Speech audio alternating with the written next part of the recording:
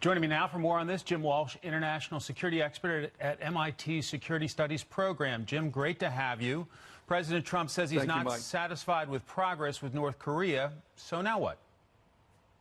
Well, I think there's been wide reports that Secretary Pompeo has had difficulties when he's visited Pyongyang. They haven't been able to make much progress. I think we can all agree on that. The question is, what is the cause? And there seems to be two possibilities here. One is, as the North Koreans have done in the past, that maybe they're slow playing it. Maybe they think that the president needs this deal more than they do, and they're going to take their time. And so the Pompeo comes to Pyongyang, but it doesn't make any progress because at the end of the day, the North Koreans know it's all about Mr. Trump. And if that's the case, this could be a good tactic. He used it before. You may remember, Mike, just before the summit in Singapore, he pulled back and canceled it, and then they had it again. So if that's the cause, I think this might be useful. But if the cause of the slow progress is that the U.S. is making proposals that are simply unacceptable to the North Koreans, then this tactic isn't going to change the fundamentals there. Both sides have to agree to things in which both sides act. You do something, I do something, you do something, I do something. That's the nature of negotiation. But at this point, we really don't know what the cause is. President Trump spoke this week in Charleston, West Virginia, about his relationship with Chairman Kim. Let's play the sound, and I'll get you to react to that. And I got along very well with Kim Jong-un, and really good chemistry. But I can tell you, there's been no missile launches, there's been no rocket launches, there's been no nuclear tests. And they say, what's taking so long? So I've been 3 months. I have a very good relationship with Chairman Kim. So to be fair to the president, during this time of trying to figure out what the North Koreans are doing, there have been no nuclear tests, no more bad behavior. So is that a bonus, Jim? Absolutely. I've said all along, week after week, that that's a win. If they're not testing missiles, their missiles are not getting better. I would add to that we got our American detainees back. That was a win. Sure.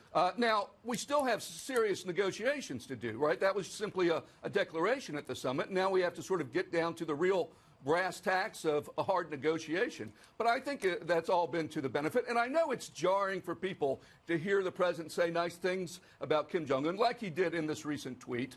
But, you know, I actually, even though that's hard to take, I think that's a good thing. I think he's keeping this, he's not letting the problems in the negotiation begin to seep into the relationship, so that, and I think keeping that separate will make it easier to have a successful negotiation. But they have to negotiate. There's still a lot of hard work ahead of us. What about China in all this? Obviously, the U.S. is battling with China over trade issues. There's been concern about China doing more to deal with the North Korean nuclear issue. What about China?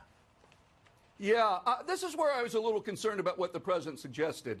I've never liked the idea of tying the North Korean issue and our trade relationship with China together. The president has done it in different ways over time. It seems to me that these are different issues, and it's mice and elephants. If you ask me which is the more critical national security issue, I would say it's North Korea's nuclear program. So I think it's a bad idea to tie those together. And if the proposition is that, well, once we get all the trade stuff solved, then we'll have North Korea, we'll be able to deal with North Korea.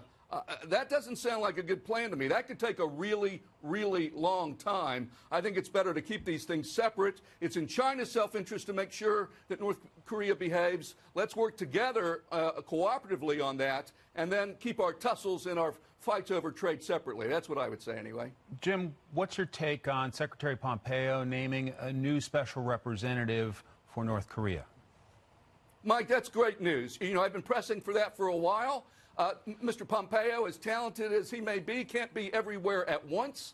At some point, you know, he has to stop going to Pyongyang and have delegated staff members who have responsibility for it to continue to carry the ball forward. So I like that they made the appointment. Word on the street is that this is a serious guy. I welcome that. And so hopefully he can get in the saddle and begin to have real hard negotiations. The North Koreans want some things. They want to have an end to the Korean War, a peace treaty. We want some things. We want to see a list of all their nuclear facilities. Sure. And the way we go forward is to trade those back and forth. Jim Walsh from MIT, great to have your analysis. Thank you, sir. Thank you.